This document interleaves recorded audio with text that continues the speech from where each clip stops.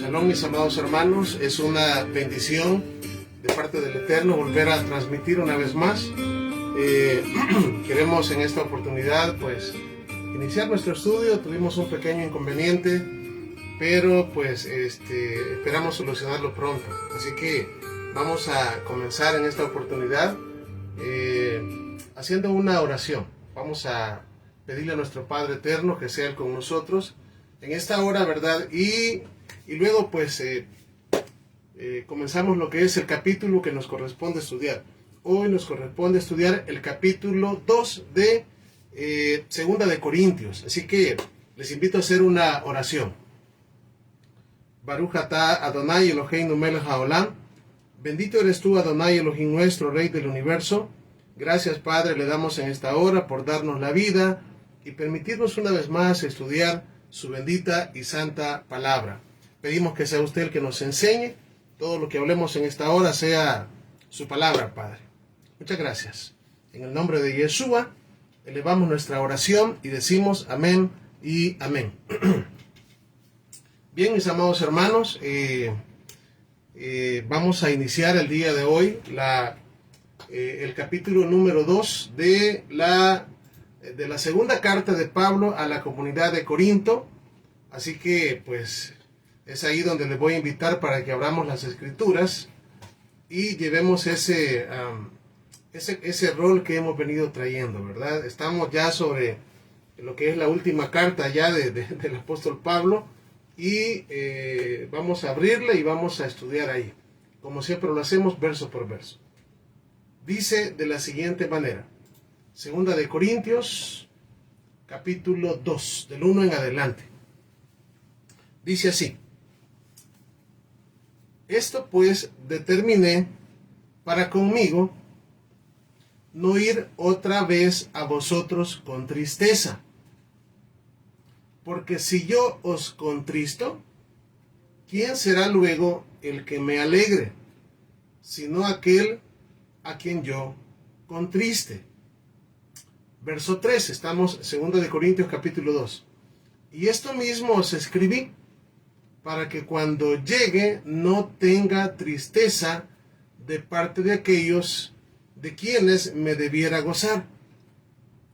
Confiando en vosotros, verso 3 estamos, todos, que mi gozo es el de todos vosotros.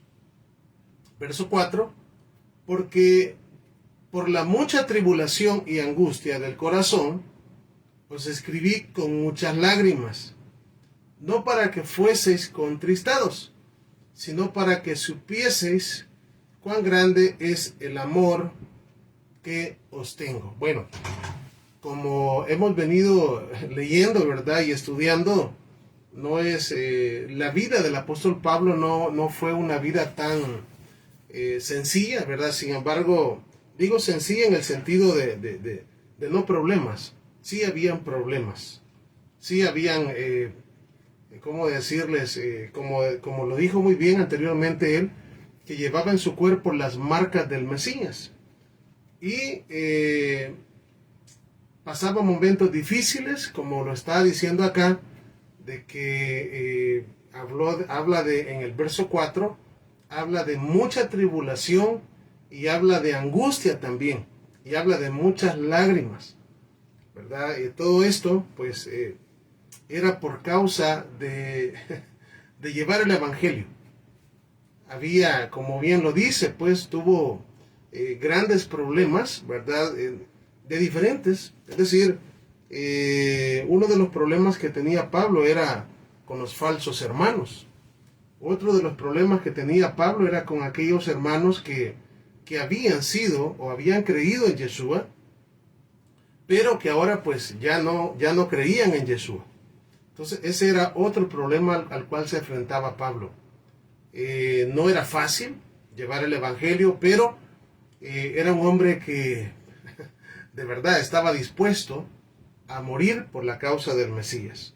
Entonces, acá en el verso 5, estamos en 2 de Corintios capítulo 2, y el verso 5 estudiando las cartas verso por verso, y en el verso 5 dice: pero si alguno me ha causado tristeza, no me la ha causado a mí solo, sino en cierto modo, por no exagerar, a todos vosotros. Bueno, acá también está diciendo Pablo de que pues como son una comunidad, lo que siente un miembro, pues lo siente otro. Y si alguien le ha causado mal, está diciendo no solamente se lo ha causado a él, sino también a los demás, a todo el cuerpo. ¿Vea? Y luego dice el verso 6, le basta a tal persona esta reprensión hecha por muchos. 7. Así que al contrario, vosotros más bien debéis perdonarle y consolarle, para que no sea consumido de demasiada tristeza. O sea, es decir, acá lo que podemos ir como comprendiendo, ¿no? ¿Verdad? Porque acá realmente venimos desde el capítulo 1, donde el apóstol Pablo pues habla de algunas, de hecho, de que pretende ir donde ellos, una vez más, y ya cuando iniciamos el capítulo 2, no se menciona, porque quiero decirles acá, no menciona en sí cuál ha sido el problema, pero sí, pues por lo que vemos acá, alguien le hizo un daño, y por el contexto que vemos, tiene que ser alguien de la comunidad de ellos, es decir, de la comunidad de Corinto. Y aquí pues está diciendo de que él perdona al que lo ha ofendido. Y también, si ustedes ven acá en el verso, y les digo esto pues porque agarramos ahorita el capítulo 2, y como lo venimos leyendo verso por verso, aquí uno tiene que imaginarse un poquito, porque no todo o sea, no está explícito, por ejemplo esto, ¿no? Ahorita que estamos leyendo, y ustedes están leyendo conmigo, dice el verso 7, así que, porque en el 5 vea cómo comienza diciendo, pero si alguno me ha causado tristeza, fíjense bien, o sea, es decir, alguien le había hecho algún daño. Alguien le había hecho algún daño. No sabemos realmente qué tipo de daño. Pudiese ser quizás algún falso testimonio. Alguien habló mal de él. O alguien de la comunidad de Corinto tiene que haber hecho algo para que Pablo estuviera triste. Bueno, de hecho comienza en este capítulo, comienza hablando de tribulación y de angustia en su corazón. Entonces, sin embargo, acá dice, y pues Pablo también, Pablo al escribir la carta, también sabe de que ellos conocen la situación y saben quién es el que ha hecho, ¿verdad? Lo que ha hecho. No ha hecho algo bueno, sino pues le ha hecho un daño a Saúl o a Pablo. Entonces, dice acá en el verso 7, así que al contrario, dice, vosotros más bien debéis perdonarle y consolarle. Pablo sabía quién, y también ellos sabían quién era el que le había hecho daño, y el apóstol Pablo está llamándolos a ellos, ¿verdad?, a que le perdonen. Es decir, obviamente está diciendo Pablo, yo igual le perdono, y ustedes también perdónenle, y también consuélenlo, para que no sea consumido de demasiada tristeza. Por lo cual os ruego, verso 8, que confirméis el amor para con él. Verso 9, porque también para este fin os escribí, para tener la prueba de si vosotros sois obedientes en todo. Y al que vosotros perdonáis, yo también, porque también yo lo he perdonado. Si algo he perdonado por vosotros, lo he hecho en presencia del Mesías, para que Hasatán no gane ventaja alguna sobre nosotros, pues no ignoramos sus maquinaciones. Bueno, en estos, como les digo, en estos pasajes del capítulo 2, lo que tenemos del capítulo 1, y quizás vamos a ver una partecita, a ver, tenemos acá, sí, le voy a leer del 1.21, del 1.23, Dice, mas yo invoco al Eterno por testigos sobre mi alma, que por ser indulgente con vosotros no he pasado todavía a Corinto. No que nos queremos enseñorear de vuestra fe, sino que colaboramos para vuestro gozo, porque por la fe estáis firmes. Bueno, realmente les digo, no hay un antecedente acá, por lo menos en el capítulo 1. Entonces, cuando uno comienza a leer el capítulo 2, uno quisiera saber cómo, pues sí, qué es lo que está pasando, ¿no? Porque realmente no dice, no dice. Si ustedes ven, voy a leer otra vez, solo para que veamos esto, porque les digo, miren, vean, desde el verso 1 dice así, estamos en 2 Corintios 2.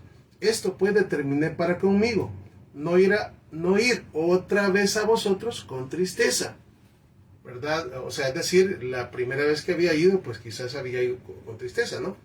Porque si yo os contristo, dice, ¿quién será luego el que me alegre? Sino aquel a quien yo contristé. Y esto mismo se escribí para que cuando llegue no tenga tristeza de parte de aquellos de quienes me debiera gozar, confiando en vosotros. Todos que en mi gozo es el de todos vosotros.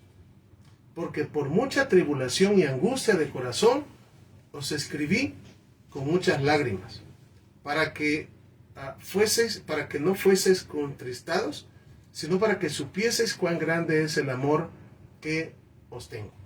O sea, es decir, en estos primeros pasajes, lo que él dice es de que pues quiere ir donde ellos, pero no quiere, ¿cómo se llama?, que ellos estén tristes, porque si él los entristece a ellos, entonces ellos tristes, ¿cómo van a transmitirle alegría? Eso es lo que dice acá. Entonces él dice que mejor no quiere que ellos estén tristes. Ahora, en el verso 5 dice, pero si alguno me ha causado tristeza, no me la ha causado a mí, sino en cierto modo por no exagerar a todos vosotros. Le basta a tal persona esta represión hecha por muchos, así que al contrario dice, a vosotros más bien perdonadle y consolarle, para que no sea consumido de demasiada tristeza. Por lo cual os ruego que confirméis el amor para con él. Bueno, en otras palabras, puedo yo lograr entender un poquito acá de que lo que está diciendo es que hay que perdonarse, de que tienen que perdonarse. Es decir, si una persona, digamos, le hace daño a otra persona, obviamente viene y se da cuenta y le reclama, por decirlo así, obviamente aquella persona se va a entristecer. Yo creo que, pues, en este caso, de alguna manera, como repito, Pablo lo que quiere es que no, digamos que aquello no gane terreno, aquella tristeza que hay, por decirlo así, en una persona, pues obviamente lo que el enemigo desea, yo lo traigo a este tiempo, ¿verdad? Porque les digo, uno acá está viendo como ciertas recomendaciones que Pablo está haciendo con respecto a personas que de alguna manera pues se han dañado. No es que, me imagino yo que en algún momento alguien le hizo daño a Pablo, pero igual, acá lo que uno puede entender es de que lo que no quiere Pablo es de que las personas pues se pierdan, porque eso es lo que termina en el verso 11, dice, para que Satanás no gane ventaja alguna sobre nosotros, pues no ignoramos sus maquinaciones. Luego, después de esto, fíjense bien, vamos al 12, 2 Corintios 2:12, dice, cuando llegue a Troas para predicar el evangelio del Mesías, aunque se me abrió puerta en el Adón, no tuve reposo en mi espíritu, por no haber hallado a mi hermano Tito.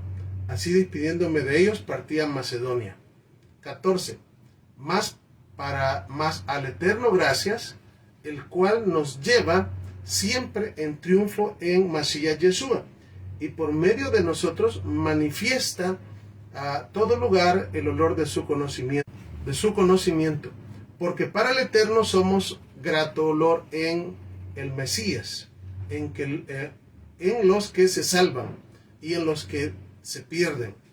A estos ciertamente olor de muerte para muerte, y a aquellos olor de vida para vida. Y para estas cosas, ¿quién es suficiente? Verso 17. Pues no somos como muchos, que medran falsificando la palabra del Eterno, sino que con sinceridad, como de parte del Eterno y delante del Eterno hablamos en Mesías. Es decir, bueno, por lo menos en este capítulo podemos encontrar, digamos, donde Pablo habla acerca de perdonar a aquel que nos ofende. Eso es lo que veo acá. Perdonar a aquel que nos ofende. Tiene deseos también Pablo de pasar, de llegar a Troas, y en los últimos pasajes del 14 al 17 pues nos dice que somos, si tenemos al Mesías con nosotros, entonces somos triunfantes. Hasta ahí. Me gustaría quizás entrar al capítulo 3. Al capítulo 3, sé que estamos, en el capítulo 2, pero me gustaría entrar un poquito en el capítulo 3, debido a la importancia que tiene el 3. No digo que el 2 no lo tenga, pero se mencionan algunas cosas que quedan un poquito así como pensando uno de qué está hablando.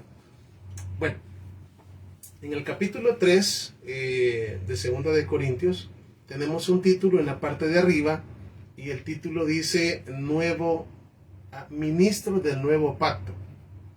Dice así: ¿comenzamos otra vez a recomendarnos a nosotros mismos, o tenemos necesidad, como algunos, de cartas de recomendación para vosotros, o de recomendación para vosotros? Nuestras cartas sois vosotros, escritas en nuestros corazones, conocidas y leídas por todos los hombres, siendo manifiesto que soy carta de el Mesías, expedida por nosotros, y escrita no con tinta, sino con el Espíritu de Elohim vivo, no en tablas de piedra, sino en tablas de carne del corazón. Bueno, en el capítulo 3 sí vemos el tema claro, donde Pablo está comenzando a hablar acerca del nuevo pacto, y está diciendo de que ellos, es decir, los hermanos de Corinto, que son pues personas por las cuales Pablo ha trabajado y les ha llevado el evangelio, les dice que ellos son las cartas. Ustedes son cartas escritas en nuestros corazones y leídas por todos los hombres. Obviamente, al hablar del nuevo pacto, justamente Pablo en el verso 3 habla de tablas de piedra y habla de tablas del corazón, que justamente es de lo que trata el nuevo pacto, de escribir la Torá en nuestras mentes y corazones y quitar los corazones de piedra. Verso 4: y tal confianza tenemos mediante el Mesías para con el Eterno. Verso 5: no que seamos competentes por nosotros mismos, para pensar algo como de nosotros mismos, sino que nuestra competencia proviene del Eterno, el cual asimismo nos hizo ministros competentes de un nuevo pacto, no de la letra, sino del Espíritu, porque la letra mata, mas el Espíritu vivifica. En todo esto, obviamente, una de las cosas que Pablo viene hablando es la importancia del Espíritu. Y esto, recuerdo cuando estuvimos estudiando el libro de Gálatas verso por verso, estuvimos hablando bastante acerca de esto. De cómo inclusive la misma Torá, ¿verdad? La misma Torá, no podemos tomar nosotros la letra así sin el Espíritu, porque entonces de verdad, miren, por eso es que siempre hemos mencionado de que si hay algo que la Torá nos dice, o cómo nosotros debemos de tener, digamos, los mandamientos, es que sobre todo la vida es ante todo. Un mandamiento debe, digamos, obviamente tenemos que guardar los mandamientos, pero si está, digamos, la vida de por medio de una persona, y uno debe de dejar de cumplir cualquier mandamiento para salvarle la vida. Eso es cuando hablamos del espíritu de la Torá, no solamente, no solamente la letra. Por eso es de que, digamos, inclusive pues cuando hablamos de leyes terrenales, leyes como por ejemplo las leyes de tránsito. ¿Qué sucede con las leyes de tránsito? Obviamente uno tiene que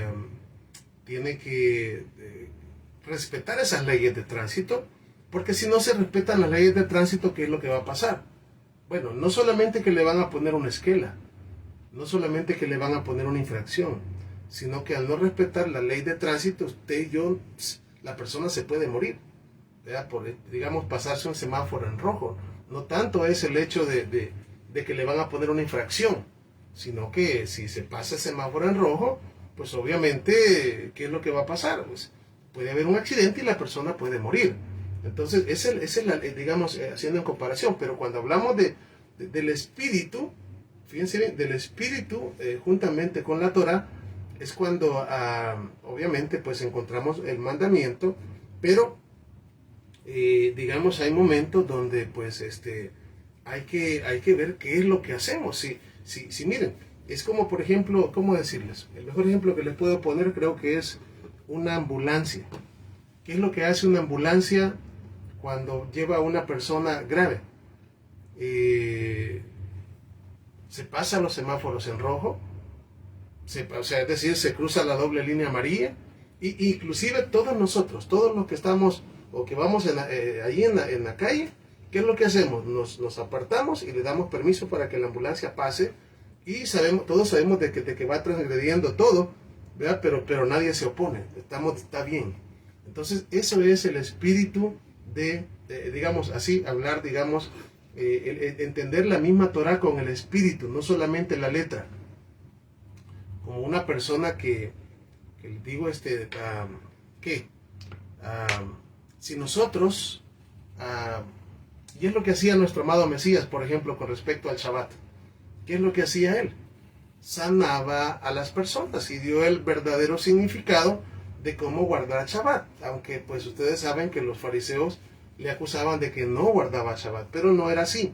Entonces, en este caso, pues sí, es importante el espíritu, porque la Torah no es rígida, sino que tenemos el espíritu del Mesías que nos guía, que nos enseña cómo vivirla, cómo hacer, ¿no? Cómo aplicarla, aún en este tiempo actual. Luego dice, y si el ministerio de muerte grabado con letras en piedra fue con gloria, verso 7, tanto que los hijos de Israel no pudieron fijar la vista en el rostro de Moisés a causa de la gloria de su rostro, la cual había de perecer. Vean, aquí está hablando del ministerio. De hecho, una cosa interesante, y aquí pues creo que se da ¿cómo decirle? Se puede dar la situación para que alguien malentienda este pasaje. Estamos en 2 Corintios capítulo 3. Y el verso 7 dice, si el ministerio de muerte grabado con letras en piedra fue con gloria, tanto que los hijos de Israel no pudieron fijar la mirada en el rostro de Moisés a causa de la gloria de su rostro, la cual había de perecer. Bueno, yo creo que aquí explicarles cómo entiende la mayoría, no, eso creo que todos entendemos cómo entiende la mayoría esto, ¿no? Porque está diciendo, o sea que cuando se entregó la Torá en el monte Sinaí, ¿verdad? Y se dieron las tablas de piedra, eso es un ministerio de muerte, y por eso es que el Mesías iba a venir para quitar ese ministerio de muerte y así hacerlo desaparecer, ¿verdad? Y todavía se puede ir al libro de Hebreos capítulo 8 y verso 13 y decir de que el nuevo pacto, ¿verdad? Lo que hizo es venir a desaparecer al primer pacto, y ahí pues dice, o sea, en apariencia como que si ya, ¿verdad? Lo que es el antiguo, como se le llama, testamento, ya no sirve, está pronto a desaparecerse. Pero no, de verdad, nada que ver con eso. Lo que sí podemos nosotros comprender acá es, o entender, ¿no? ¿Por qué Pablo le llama a la entrega de la Torá el ministerio de muerte? ¿Por qué le llama el ministerio de muerte?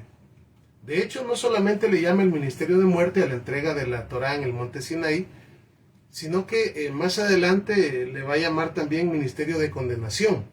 Vea, vamos a ir adelante para que vea lo que le acabo de mencionar. Y ya vamos a explicar esto. Dice el verso 8. ¿Cómo no será también con gloria el ministerio del Espíritu? Porque si el ministerio de condenación fue con gloria, mucho más abundaría en gloria el ministerio de justificación. Porque aún lo que fue glorioso no es glorioso en este respecto, en comparación con la gloria más eminente. Porque si lo que perece tuvo gloria, mucho más glorioso será lo que permanece.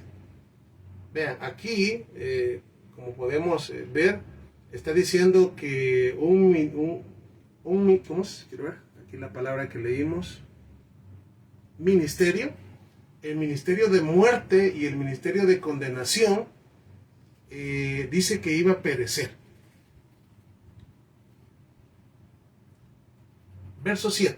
Aquí en el verso 7 se le llama a la entrega de la Torá en el monte Sinaí ministerio de muerte. Así aparece. Ministerio de muerte. Y en el verso 9, se le llama a la entrega de la Torá en el monte Sinaí ministerio de condenación. Así. Entonces, ¿por qué Pablo le está llamando ministerio de muerte y ministerio de condenación a la entrega de la Torá en el monte Sinaí? De hecho, no está diciendo que no fue glorioso, porque sí dice, fue con gloria, dice, fue glorioso. Pero le llama ministerio de muerte y ministerio de condenación. Y es porque, pues, justamente el problema por el cual, o la razón por la cual el apóstol Pablo le llama ministerio de muerte, es porque cuando la Torá fue entregada en el monte Sinaí, después de que la Torá fue entregada, la Escritura nos dice que murieron como 3,000 personas. Cuando Moisés descendió con las tablas de la Torá, pues ustedes se recuerdan qué es lo que tuvo que hacer. Tuvo que quebrar las tablas. ¿Por qué las tuvo que quebrar? Bueno, porque el pueblo estaba pecando, adorando el becerro de oro, y tuvo que quebrar las tablas. Después de que Moisés quebró las tablas, ¿qué fue lo que sucedió? Bueno, es donde Moisés, ¿verdad? Inclusive pues viene, destruye el becerro de oro, lo pulveriza, por decirlo así, y en aguas, y le da a beber las aguas que contenían el becerro de oro, y los hijos de Israel, pues, a todos les da de beber eso, a todos. Y después de eso, Moisés se pone aparte y les dice, ¿quién está conmigo? ¿Verdad? ¿Quién está conmigo? Y allí es donde la tribu de Leví, bueno, de hecho, ahí es donde la tribu de Leví luego es tomada como la tribu sacerdotal.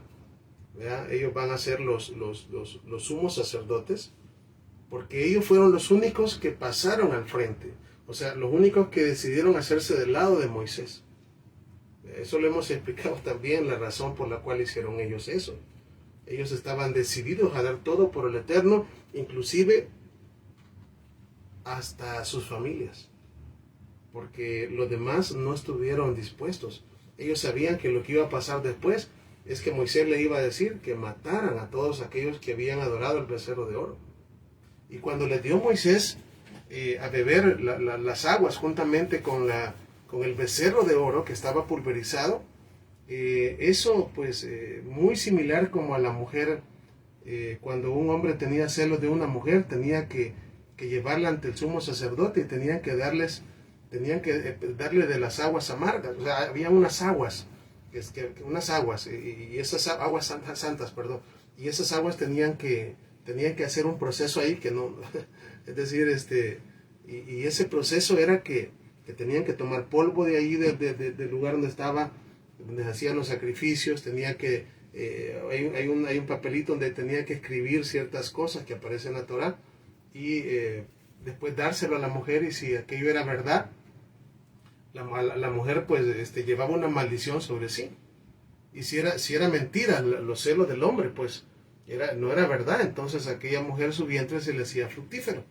Entonces cuando Moisés les da de ver a todos los hijos de Israel esto que estoy mencionando, pues se enfermaron solamente aquellos que habían pecado con el becerro de oro. Entonces los levitas tenían que pasar a matar a todos ellos, todos los que estaban enfermos. Y esto, les digo, ¿cómo decir? Pues trajo como resultado muerte. Imagínense la Torá, porque cuando hablamos de la entrega de la Torá en el monte Sinaí, aquello fue como una boda. De hecho así se habla, como una boda. Matán Torá se le llama, la entrega de la Torá, como una boda. Y tenemos a nuestro pueblo Israel cometiendo adulterio espiritual el día de la boda. Entonces no es una cosa sencilla. Entonces se le llama también, en el verso 9, Pablo le dice ministerio de condenación. Imagínense, a la entrega de la Torá, ministerio de condenación. Ahora, ¿por qué le llama ministerio de condenación? Bueno, porque lo que hizo fue condenar. La pregunta es, ¿era culpa del Eterno de la Torá? No, era culpa de nuestro pueblo. Por eso es de que comienza a hablar al principio de tablas de piedra en el corazón, de tablas de piedra y tablas de carne en el corazón, ¿verdad? O sea, es decir, el mismo corazón de piedra de nuestro pueblo, ¿verdad? El mismo corazón de piedra de nuestro pueblo hizo que transgredieran su ley, hizo que transgredieran la Torá. De hecho, pues esto, cuando Pablo comienza a enseñar allá en Romanos 6, 7 y 8, él dice, ¿cómo es posible que algo bueno a mí me ha servido para mal? ¿Cómo es posible que algo bueno algo que está destinado para que dé vida, a mí me traiga muerte? Pablo habla de eso y él responde a sí mismo. El problema no es lo que da vida, sino que el problema es que yo, a causa de mi carne, en lugar de que aquello, es decir, de que aquello que está destinado para darme vida me traiga muerte, es por la carne, es por el hombre carnal, es por la dureza de corazón que había en él, porque eso es lo que pasó en nuestro pueblo. Eso es lo que pasó en nuestro pueblo. La misma dureza de corazón hizo que el mandamiento que era para vida, pues a ellos les funcionara para muerte. Entonces, cuando se habla del Espíritu, ¿verdad? Y lo que venimos hablando acá, ya del Espíritu del Mesías, y ya cuando hablamos de que la letra mata y el Espíritu vivifica, ya estamos hablando ya del Espíritu del Mesías que vendría a transformarnos a nosotros. Porque ¿cómo decir?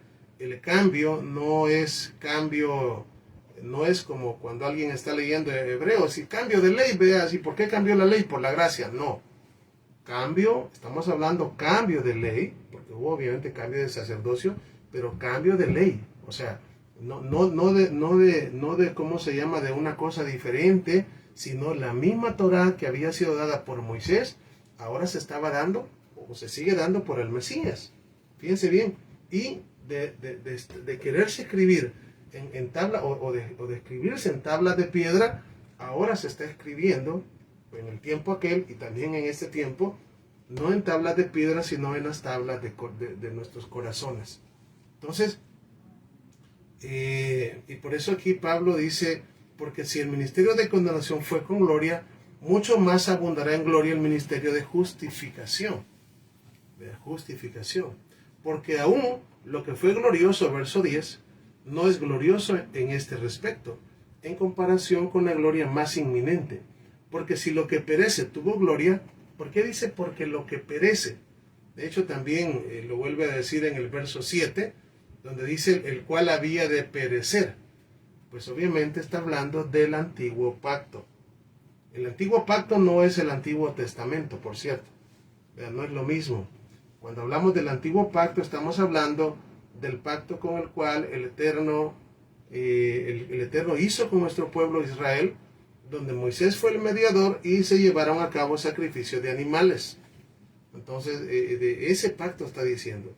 Y también cuando uno lee Hebreos capítulo 8, bueno, todo Hebreos 8 también habla del nuevo pacto, y también habla en el verso 13, el apóstol Pablo habla y dice de que el primer pacto está pronto a desaparecer.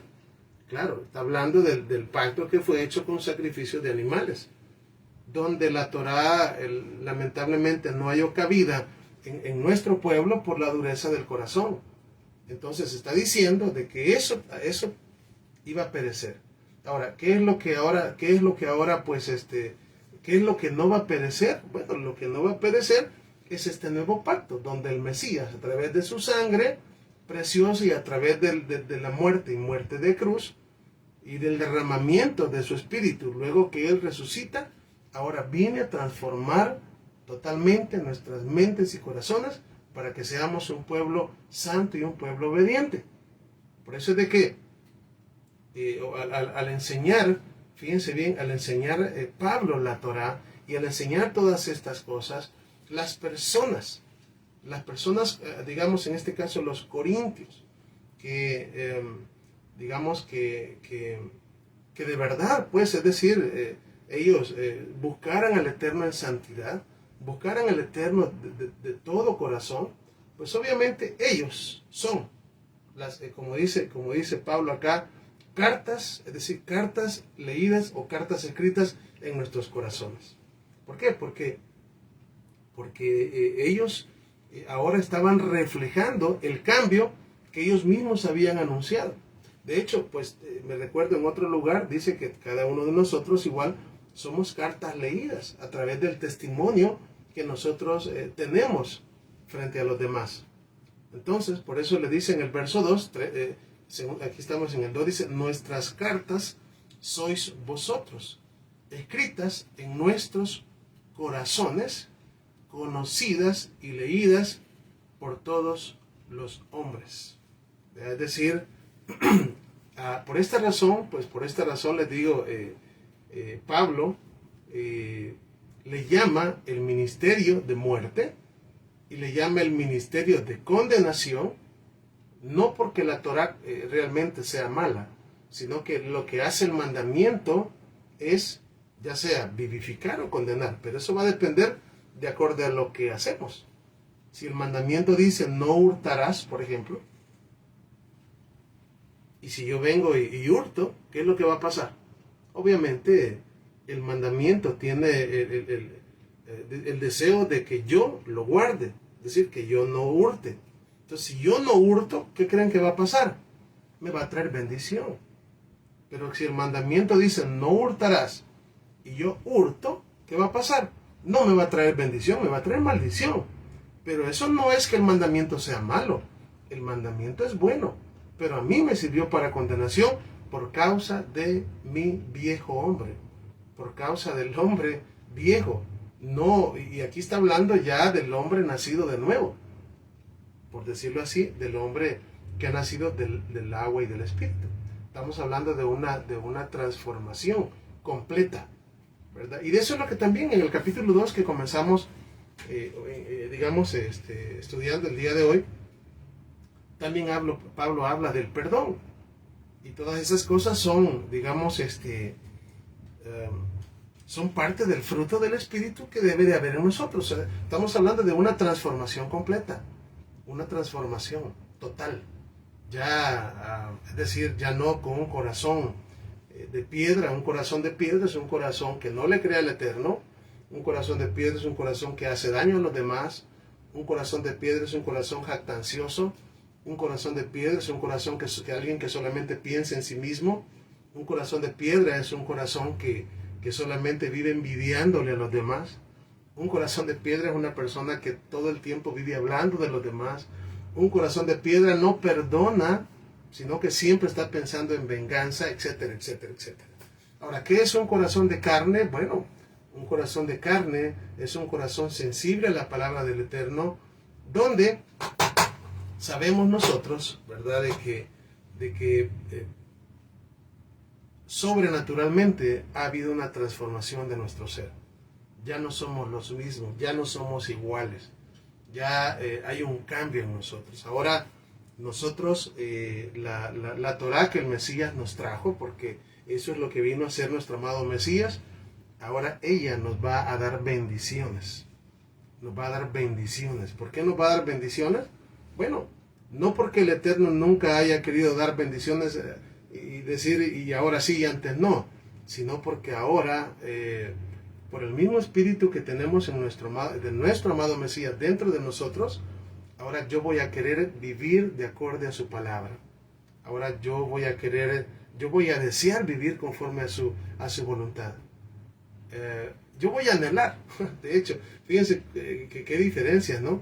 Porque ahora yo voy a desear, yo voy a decir, yo no puedo vivir sin estar obedeciendo su palabra. Entonces, ¿en qué se va a convertir la Torah para mí? En un deleite. ¿En qué se van a convertir las fiestas del Eterno para mí? En una alegría. ¿En qué se va a convertir para mí el día de Shabbat? En un día de alegría, en algo que yo deseo, yo anhelo. Pero cuando ese cambio no está en nosotros, entonces vivimos siempre, pues como digo, oponiéndolos al Eterno, ¿verdad? Oponiéndolos al Eterno, y entre más nos oponemos a su palabra, corremos el riesgo de que el Espíritu envíe un espíritu de error para que se crea la mentira. Entonces la cosa viene más peor. Esto para las personas que se resisten a conocer la palabra, se resisten a aceptar la bendita palabra del Eterno. Vamos a ver acá. Seguimos con el verso 13. Dice: y no como Moisés, que ponía un velo sobre su rostro para que los hijos de Israel no fijaran la vista en él, en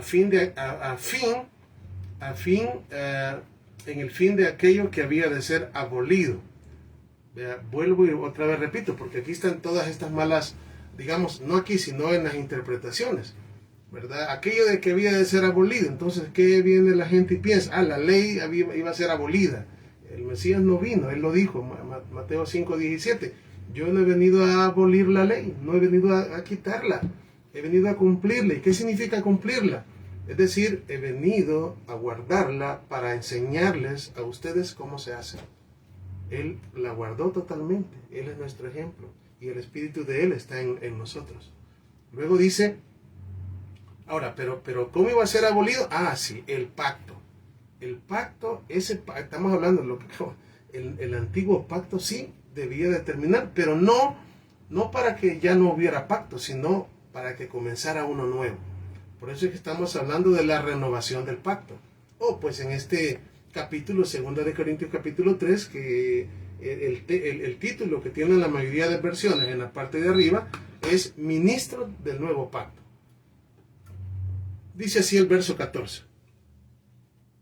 Pero el entendimiento de ellos se embotó, porque hasta el día de hoy, cuando leen el antiguo pacto, el Antiguo Testamento, aquí se está hablando del antiguo pacto, lo que Moisés escribió, les queda el mismo velo no descubierto, el cual por el Mesías es quitado, ¿verdad? Pero aquí está diciendo, aquí está hablando de aquellas personas, digamos en el caso de los judíos, digamos en aquel tiempo, que no habían creído en el Mesías, que no habían creído que Yeshua era el Mesías.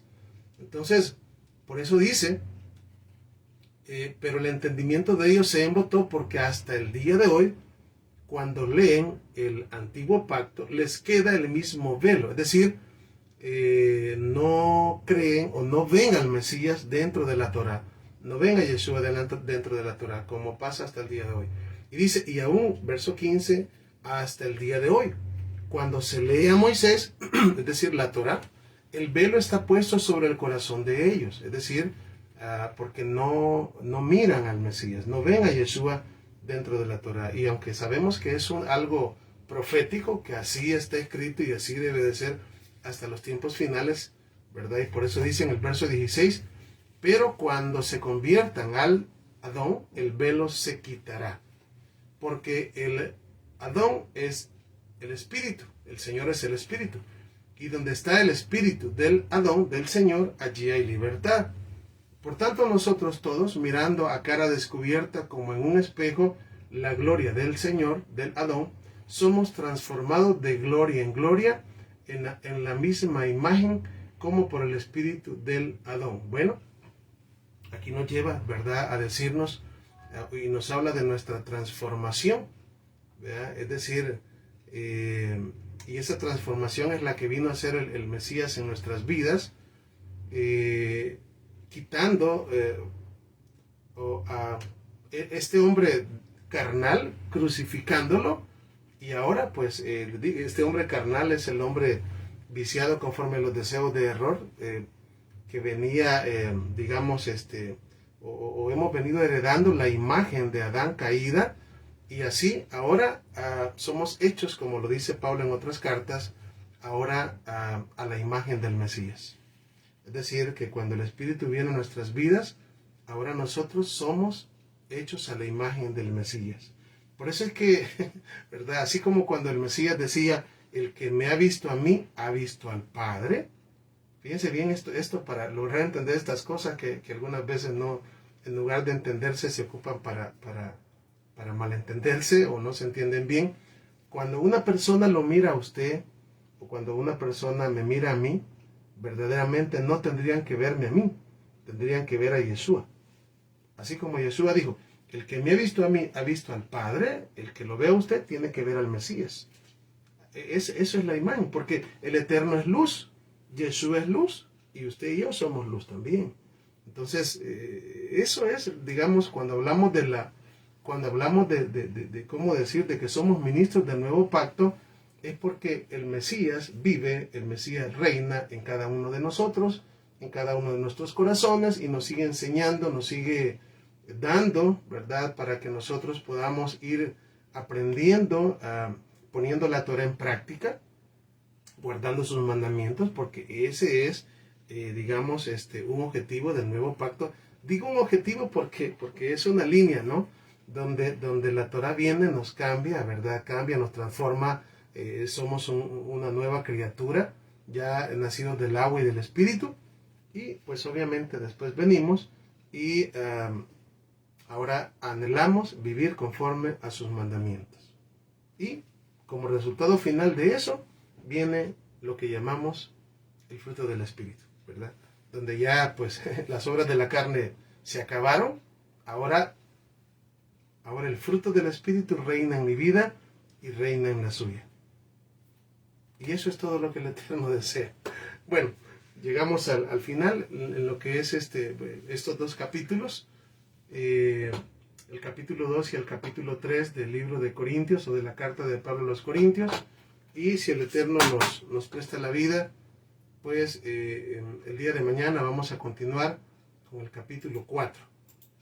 Con el capítulo 4 siempre de esta carta, o de esta segunda carta de Pablo a la comunidad de Corinto. Así que vamos a hacer una breve oración y después de esto quedamos despedidos. Baruch atah Adonai, bendito eres tú, Adonai, Elohim nuestro, Rey del universo. Gracias, Padre, le damos en esta hora por darnos la vida, por permitirnos estudiar una vez más su bendita palabra. Gracias por su amor y su bondad.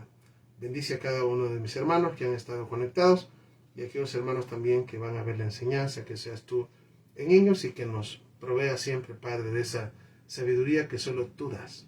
Muchas gracias, Abba. Gracias por su amor y su bondad. Elevamos nuestra oración en el nombre precioso de Yeshua, nuestro amado Mesías, y decimos amén y amén. Bien, mis amados hermanos, gracias una vez más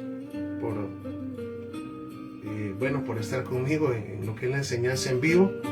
Si nuestro Padre nos permite, el día de mañana vamos a continuar con el capítulo 4, de esta segunda carta de Pablo a la comunidad de Corinto. Que el Eterno nos bendiga y bueno, Shalom Brajot. Paz y bendiciones.